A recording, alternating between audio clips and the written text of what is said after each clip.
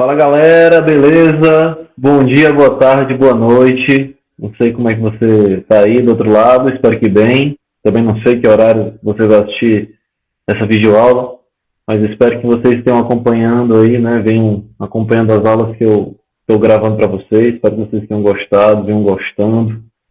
E hoje estamos aqui para mais uma aula, tá? Então, vem comigo. Hoje a gente vai falar um pouquinho sobre arte e religião. O que a religião tem a ver com a arte, o que a arte tem a ver com a religião. Nós vamos perceber que muitas conexões são possíveis, tá? Entre arte e religião. Até porque, se pegarmos o período histórico que vivemos depois de Cristo, nesses 2021 anos, boa parte deles foram de arte religiosa, tá? Então, vamos lá.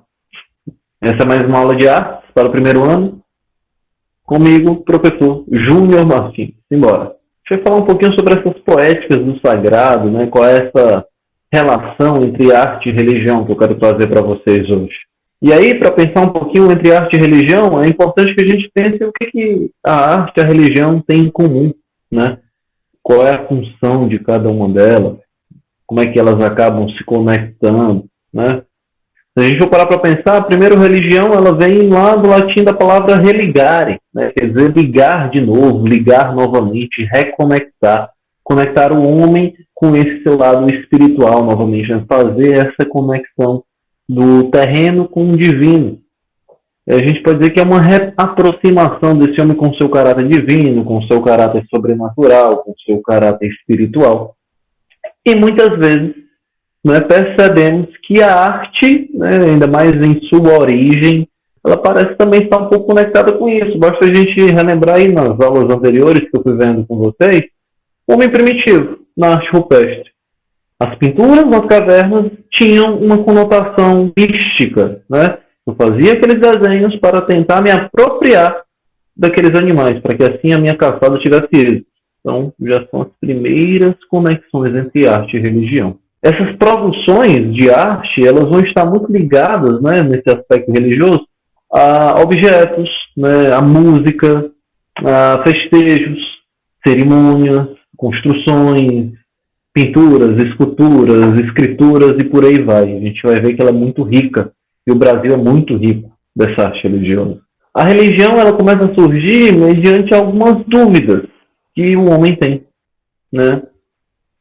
Sobretudo numa necessidade de tentar desvendar alguns aspectos em relação à vida e à morte, né? Qual é o seu destino, qual é a função dele aqui nesse planeta, as adversidades que acontecem, que a natureza acaba impondo. E aí ele começa a fazer uma observação na natureza, né? Se a gente for parar para pensar aí um pouco, os mitos gregos vão nascer da necessidade do homem grego em explicar como que aqueles acontecimentos, com que eles de fato aconteciam, quais seriam as explicações. E aí essas explicações vão morar nos mitos, na mitologia. E aí começam a surgir essas divindades, esses seres mitológicos. E aí esse homem começa a se relacionar com a natureza, buscando personificá-la, às vezes a partir de si, às vezes a partir dos animais que ele observava, né? A necessidade de transcender o mundo e expressar a arte. Aqui tem um vídeo das mandalas tibetanas, onde ele vai começar, onde ele trabalha, né, essa questão da transitoriedade, né, como o trabalho, vocês vão ver que tem um determinado esmero em fazer algo, né, são essas mandalas, e que quando eles finalizam, elas acabam se transformando em outra coisa, porque eles vão acabar destruindo elas muito rapidamente. Esse link vai estar no material de apoio. Não vou colocar aqui na videoaula, não. Vocês vão poder acessar por lá. Tá certo? Vamos seguir. Podemos pensar também na questão da cultura do pós-morte, né? O que é a vida após a morte? Algumas civilizações tentaram desvendar isso e procuraram se relacionar de uma outra maneira, né? Nós ocidentais, com essa herança do cristianismo, parece que a nossa única maneira de encarar a morte é a partir de um luto, né? Um luto muito doloroso, né? Muito dolorido que nós sentimos. E que a esperança da vida eterna é apenas na ressurreição, né? No juízo final, quando todo mundo irá ressuscitar de acordo com a Bíblia Sagrada. Porém, algumas outras civilizações e outras religiões vão trazer outras interpretações. Por exemplo, os egípcios, né? Eles vão ter na figura de Anubis, esse chacal, né? Esse deus tem essa mistura entre homem e animal. Ele seria esse guia do mundo dos mortos, garantindo assim aos egípcios, né? Sobretudo ao faraó, né? Aqueles mais poderosos, o retorno da vida após a morte, né? E o Anubis, como vocês devem ver aqui, deixa eu tentar dar um zoom, ele tinha uma balança, onde ele, né, naquele momento da sua morte, ele iria julgar a sua vida. De um lado, havia uma pluma levíssima, do outro, o seu coração, significando, simbolizando a sua vida. E aí os atos que você havia cometido em vida, o que você fez em vida, né, a sua jornada de vida, ela não poderia pesar mais do que uma pluma, né? Será que hoje nós, fôssemos passar por esse julgamento de Anubis, seríamos aprovados? Daí talvez por isso eles nunca tenham voltado, né, dessa vida após a morte, porque para ser mais leve do que uma pluma é bem difícil, né? Nessa crença deles na vida após a morte. Mas é um fato, né? Eles, em torno dessa cultura após a morte, eles vão acabar desenvolvendo diversos materiais, né? Diversos objetos artísticos. Vamos ter um enxoval mortuário, né? Toda uma construção, aspectos aí para simbolizar essa passagem da vida para a morte, né? O que fica mais característico são os vasos canópicos, né? Onde iam os órgãos, né? Após o ritual de mumificação, né? Os órgãos vitais eram retirados e colocados nesses vasos. Aquele filme A Múmia, não sei se vocês já assistiram, que é até com o Brendan Fraser, ele deixa isso bem claro, né? Tem o Imhotep, que é a múmia imortal, que vai voltar, e aí ele volta todo mavelado, né, no começo do filme, e aí à medida que ele vai reencontrando seus vasos canópicos com seus órgãos, ele vai se remodelando até conseguir de volta a sua forma perfeita, né, seu 100%, sua vida completa, né? Não fica naquele preâmbulo ali entre vida e morte. É uma ficção, né? De fato, isso não aconteceu na sociedade egípcia. Mais uma vez, né? A vida teria que ser mais leve que a pluma. E aí, o maior medo do egípcio era a segunda morte, né? Que a sua vida é a morte da alma, né? Que lá essa alma pagaria o preço, o peso, né? Dos atos cometidos em vida com uma segunda morte, né? Não tendo mais o direito de retornar de jeito nenhum. Dessa crença, ela era tão forte de um jeito que, por exemplo, os faraós, eles eram enterrados, né, nas suas tumbas, né, que são as pirâmides, e toda a sua riqueza era colocada lá dentro, inclusive os seus empregados vivos eram enterrados junto com ele na pirâmide, para que quando ele retornasse da morte, né, dessa vida após a morte, ele tivesse os seus empregados para servi-lo, né? Então, acho que não era muito vantajoso ser um empregado do faraó nesse período, né? Porque se ele morresse, você já sabe que você também ia junto e não ia ter como escapar. Ainda mais com as armadilhas e tudo que as pirâmides tinham para proteger essas riquezas. Outro povo que vai ter uma relação bem diferenciada com essa questão da morte serão os mexicanos, com o Dia dos Mortos, na celebração do Dia dos Mortos. Nós temos aqui os nossos dias de finados, onde nós vamos lá mais uma vez, muitas vezes, viver, rememorar o nosso luto, a dor da perda, né?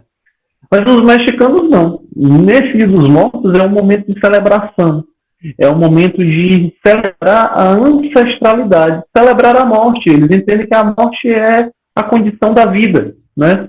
O fato de estar vivo, eu sei que eu vou morrer. A morte existe porque existe a vida, e assim vai. E é um fluxo da vida esse, e eles vão celebrar com esses espíritos, por assim dizer, dos seus ancestrais, né? Vão encontrá-los onde eles estão sepultados, e aquilo é uma festa, né? Tanto é que a Disney pega essa cultura mexicana e transforma naquele filme que vocês devem ter assistido, muitos devem ter chorado, garanto, tenho certeza, que é Viva, a vida é uma festa, né? Se não assistiram, assistam, é uma releitura muito boa e uma maneira de conhecer bem essa cultura mexicana.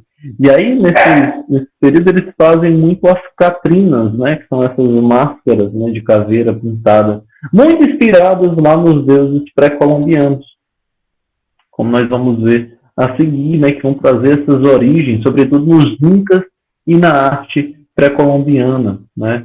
É um outro filme, mas eu show de referências para vocês hoje, né. É o Apocalipse, do Mel Gibson, não sei se vocês já assistiram, esse eu acho que é censura de 16 anos, que é um filme bem violento, fala dessa sociedade pré-colombiana e da sua relação com as divindades, né? Porque a natureza será a divindade. Eu vou entender que a manifestação dessa natureza, assim como os gregos lá com os mitos, né? Só que eles vão transformar essas forças, né? Esses poderes da natureza, a natureza se manifesta porque os deuses querem lá nos gregos, né? E esses deuses são humanos, né? Tem formatos humanos, aspectos humanos. Para os incas, né, essas sociedades pré-colombianas, a natureza é a própria divindade. E ela funciona como uma manifestação desses deuses, dessa divindade que é a própria natureza, né, a partir dos fenômenos naturais. Então, vou entender as estações do ano, né, como a força dos deuses, os terremotos, são os deuses se manifestando, né, as migrações dos animais, que aquilo ali seriam ordenado, as secas, seriam a partir também dos desejos dos deuses, erupções vulcânicas e por aí vai, né.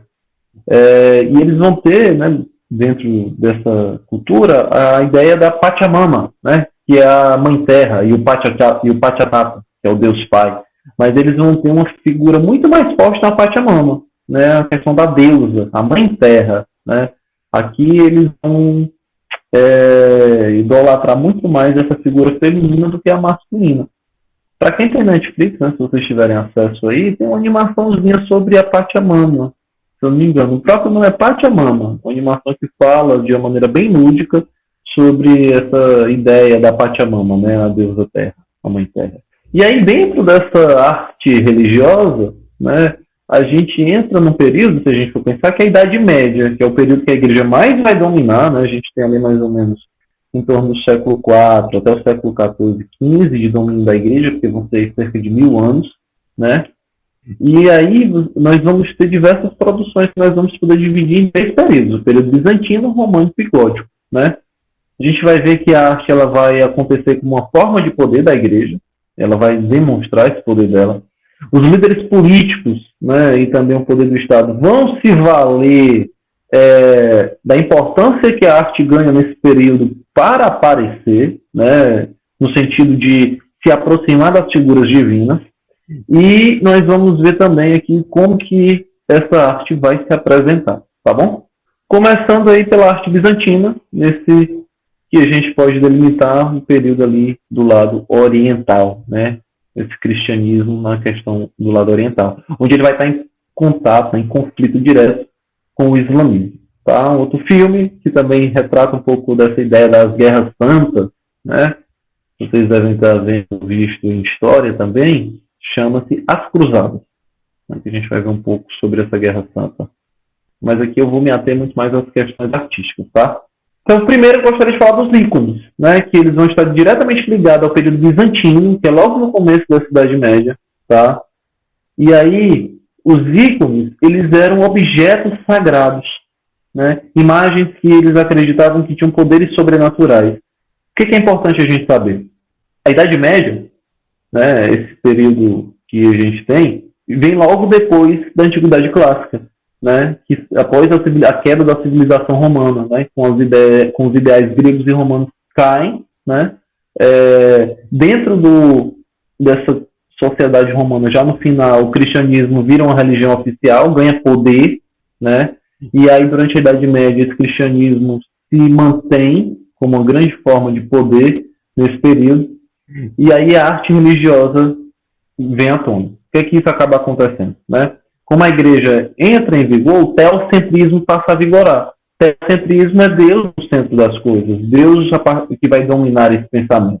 O teocentrismo vai surgir em oposição ao antropocentrismo, que é a figura do homem, que era o que os gregos e os romanos tanto trabalhavam. E todos os avanços na arte que os gregos vinham fazendo, a igreja vai colocar de lado, de escanteio, porque não vai querer valorizar esse corpo humano, porque o corpo é fraco, é falho, é a carne, né?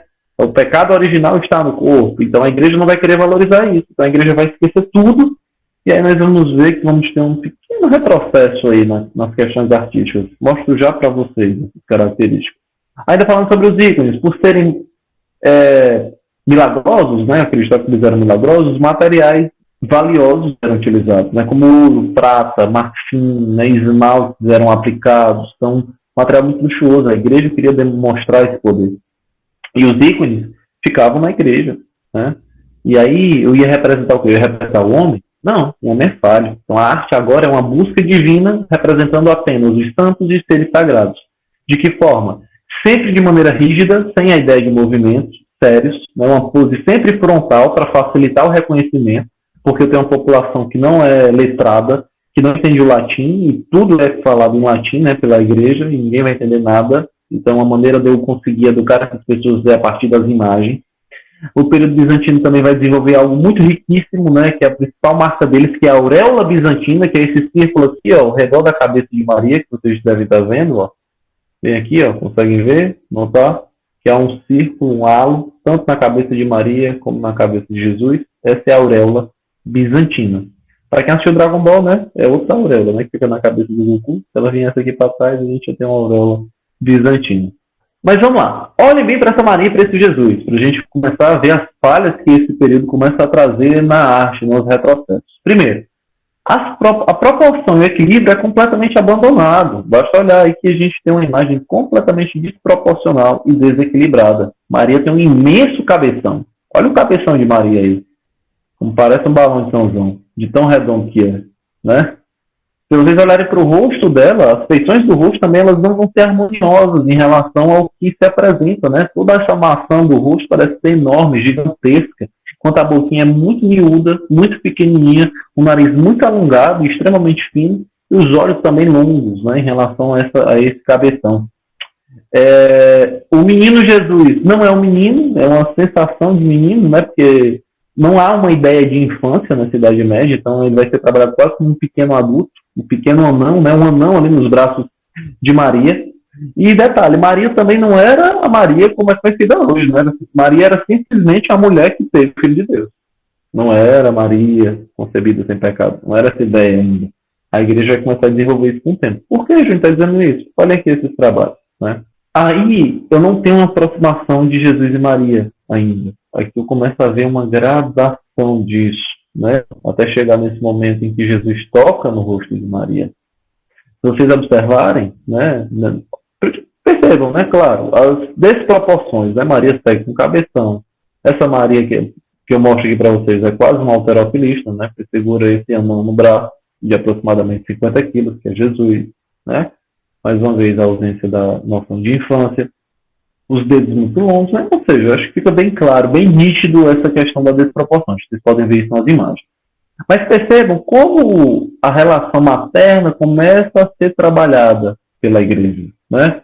Com o tempo, ó, vocês vão vendo que esse anão começa a ganhar contornos infantis, né? O que estava apenas no braço vai para o colo, né? E do colo depois é colocado muito próximo ao rosto, mas os olhares, ó, não se cruzam em nenhum momento ainda aqui, né? Jesus não sequer pensa em olhar para Maria, nem Maria para Jesus, que é o símbolo divino maior aqui é Jesus. Mas em dado momento, a igreja decide apostar nessa figura feminina que é Maria. E aí ela se torna a mãe de Jesus, como nós conhecemos, né? E aí a igreja começa a adorar também Maria. E os ícones vão demonstrar isso, né? Acreditava-se que eles iriam, né, esses ícones, curar as pessoas, expulsar demônios, afastar os maus espíritos, trazer prosperidade. Ou seja, receber um ícone desse na sua casa ou tocar, você seria curado. Porque no período da Idade Média, as coisas acontecem porque Deus quer. Se você está doente, é porque Deus quis. Se você nasceu magro, é porque Deus quis. Se você está gordo, é porque Deus quis. Se você ficou cego, é porque Deus quis. Se você vai morrer, é porque Deus quis. Tudo é porque Deus quer. Não tem nenhuma explicação científica, né? Então, nesse período é tudo assim. Teocentrismo, na veia. Outra um outro avanço que eu diria que a única coisa que eles acabam trazendo dos romanos são os mosaicos, porque os romanos já tinham uma prática de mosaico bem forte. E aí eles vão usar esses mosaicos no período bizantino também, tá? Porém, sempre com aspecto religioso, né? Eles vão funcionar no primeiro momento apenas para decoração, todas as igrejas, né? E sobretudo esses mosaicos também eram utilizados fora da igreja por pessoas que tinham posse, tá? Mas a igreja vai investir nessa decoração, sobretudo interna, no primeiro momento, porque ela vai ensinar os fiéis que ali chegam, né?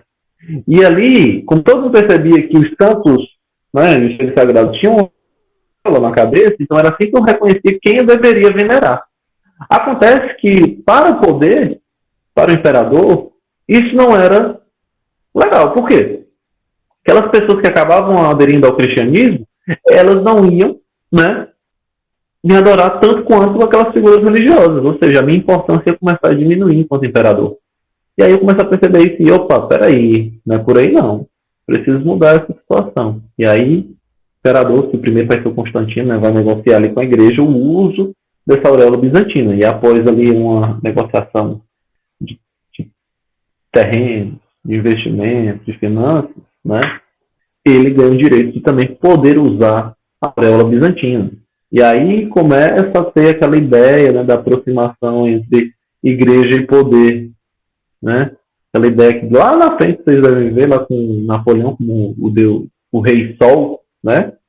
Coroado por Deus, começa a nascer aqui, né? Esse misto de poder do Estado e poder divino em uma única figura, tá? Notem, toda a corte dele tem a auréola bizantina, homens comuns, e ele com a sua auréolazinha bizantina, justiniana. Beleza? A arquitetura da igreja também ela vai ser muito importante, eu diria que é o que mais vai mudar nesse período, tá? Nós vamos ter, por exemplo, no período bizantino, como eu estou em conflito com o islamismo, eu preciso garantir a proteção dos meus fiéis. Então a igreja ela vai ter uma ideia, um caráter de fortaleza divina, né? Vão ser obras muito grandiosas, que eu preciso demonstrar o meu poder. Então, quanto maior, mais poderio eu tenho, né? Essa é a lógica do período. A base dessas estruturas, elas sempre serão, né, no período bizantino, circular, octogonal, quadradas, né? Eu vou ter cúpulas imensas, né, uma cúpula gigantesca, arredondada, no centro, né, no topo e no centro dessas construções. As paredes vão ser muito largas, de difícil penetração, e as janelas muito pequenas, para que seja difícil também o acesso, né, e também infiltração e um possível ataque, né. Um exemplo disso que nós temos aí, a Basílica de Santa Sofia, a Hagia Sofia, em Istambul, na Turquia, feita em Constantinopla, né, no período. Ela transitou muitos anos, né, ficou sob domínio da igreja, depois foi para o islamismo, depois foi para a igreja de novo, depois a ONU passou a administrar, até que ano passado, se eu não me engano, foi ano passado, ou foi no começo desse ano, estou na dúvida, foi no final do ano passado ou foi no começo desse ano, ela voltou para o domínio do Islã. Tá? Ou seja, agora você só pode entrar lá se você for membro do Islã, se você professar o islamismo. Até então, todo mundo podia entrar. Hoje não mais. E aí a gente também tem a arte românica, que a gente já vai chegando próximo à metade ali da Idade Média, e também um pouco no começo, só que mais para o lado ocidental, na Europa. Na Europa, essa igreja ela não está em conflito, ela está segura de si. Então, ela não tem por que investir na ideia de fortaleza de Deus. Aqui, essa igreja, ela vira agora a ideia de seio de Deus, porque não tem mais aquele lance da cúpula gigantesca, né? Como a estrutura ela fica menor, aquela cúpula ela vai ser achatada e vai diminuindo, virando uma abóboda, né? E eu começo, nesse período, o formato de cruz latina, as igrejas feitas em formato de cruz latina, né? Em formato de cruz. Muito comum, né, nos depararmos. Temos um exemplo aqui em Fortaleza, por exemplo, né, porque tem vários outros, mas vou citar apenas essa, que é a igreja lá do 13 de maio, né, que ela é feita em formato de cruz, se vocês notarem, assim como está aí nessa imagem. E o decorativismo religioso, ele começa a querer sair também da igreja. Então a igreja começa a passar esse decorativismo, que era apenas interno, aos poucos, para o lado externo, aos poucos, devagarinho. Pelo gótico é que vai ser um pouco mais forte. Nunca tomando toda a fachada, todo o lado externo, né? Mas com alguns detalhes apenas. No gótico isso vai ser mais forte. Exemplo, a igreja de Pisa na Itália, né? Temos aí a Torre de Pisa, né? Muito conhecida por ser inclinada, a igreja em formato de cruz, a abóboda, ó, perdeu a cúpula, e aqui atrás, que a imagem não mostra, é o batistério, que ele é redondo. Por que ele era fora da igreja, né? Acreditava-se, pensamento da igreja, tá? Primeiro, se você fosse pagão, você não poderia entrar na igreja. Se você entrasse na igreja, algo muito ruim ia acontecer para você. Aquela máxima, né, que algumas pessoas brincam com as outras, né? Se fulano for na igreja, vai pegar fogo, né? Porque fulano é muito ruim, não sei o quê. Vem daí. Se você fosse um pagão e entrasse na igreja, você morria. Acreditava-se que você teria uma morte instantânea. Um bebê, uma criança que viesse a ser batizada, ela não poderia, até ser batizada, ela não poderia entrar na igreja, porque acreditava-se nisso, tá? Por isso que o batistério era fora da igreja.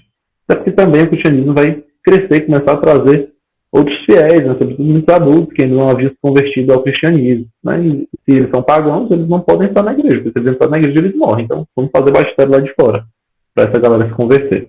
E aí também, ó, o decorativismo começa a crescer cada vez mais, né? Tanto interno quanto externo, como vocês podem ver nas portas de acesso, ó, eles vão começar a esculpir ali motivos religiosos, passagens bíblicas, heróis da Bíblia, né, santos e seres sagrados, que ele sempre vai girar em torno disso, essa construção artística. E aí nós vamos já, da metade para o final da Idade Média, ter o que seria a arte gótica, né? E para quem assistiu Corcunda de Notre Dame deve conhecer bem a arte gótica, né? Não é só o sujeito gótico, não. Aqui eu tenho bem uma divisão dessa arquitetura, e aqui do lado eu trago os pontos principais, para que vocês saibam, né? Quando a gente fala de arquitetura gótica, o que é que a gente tem que saber? Que ela tem 3 portas e 3 naves. O que é nave, Júnior? Se vocês olharem para essa estrutura, ó, ela recebe o nome de nave porque as embarcações também recebiam o nome de nave. E essa planta, né, lembra que seria um barco, né, uma nau ou a nave. Por isso que elas recebem o nome de 3 naves. Tem a nave central e as naves laterais. Em cada nave tem uma porta. Por isso, 3 portas e 3 naves. Ou 3 naves e 3 portas, tanto faz.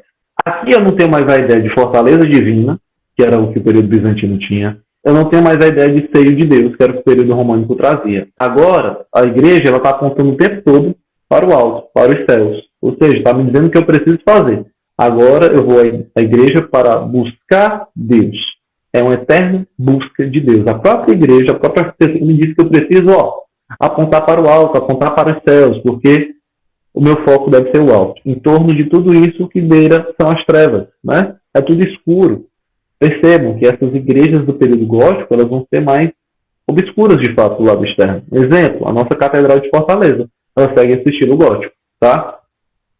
Elas vão ter a rosácea. A rosácea é um conjunto de vitrais que fica em formato circular, né, lembrando uma flor, uma rosa, bem na fachada central da igreja. Toda igreja vai ter isso. E geralmente também nas laterais eu vou ter aí os vitrais coloridos, que podem ter formatos variados. Certo? E o arco gótico, ou também arco botânico, é o que ajuda a dar sustentação à abóboda e à nave central, tá? Esse arco que passa aqui por fora da estrutura e vai morrer lá na base, certo? Aqui, a rosácea e os vitrais, né, como vocês podem ver, era um avanço tecnológico que a igreja acabava utilizando, né? O desenvolvimento do ferro e do vidro, eles acabaram transformando isso nos vitrais, na rosácea, e que muitas vezes era utilizada como se fosse a presença dos santos que estavam ali representados, né, a partir da entrada da luz do sol, para dizer que a presença divina estava ali, ou que o Espírito Santo também estava ali. Né, era uma forma da igreja usar isso para educar e ensinar os fiéis a partir dessa tecnologia.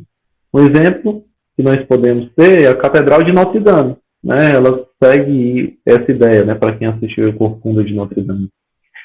Eu vou também investir muito nas esculturas, né, que elas vão acabar ilustrando os ensinamentos bíblicos, as passagens bíblicas, e elas vão ser muito alongadas, maiores do que o tamanho natural de uma pessoa. Porque a igreja passa para o homem, para o ser humano, o tempo todo a ideia de que ele é pequeno, de que ele é inferior, que ele precisa buscar a Deus. E isso tudo vai ficar claro na igreja. No tamanho que a igreja é, nas próprias esculturas que vão ser grandiosas, e tempo todo o homem vai se sentir pequeno.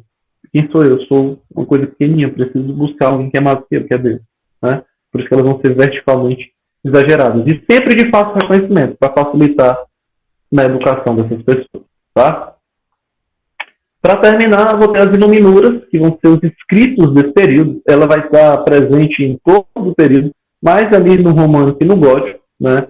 Elas vão ser os livros sagrados, os evangelhos, os manuscritos, né? Vão ser sempre encapados com pele de cordeiro. E mais uma vez entram aqui os materiais tidos como materiais divinos, né? O ouro, a prata, o marfim, o esmalte, a igreja investindo para mostrar o seu poder.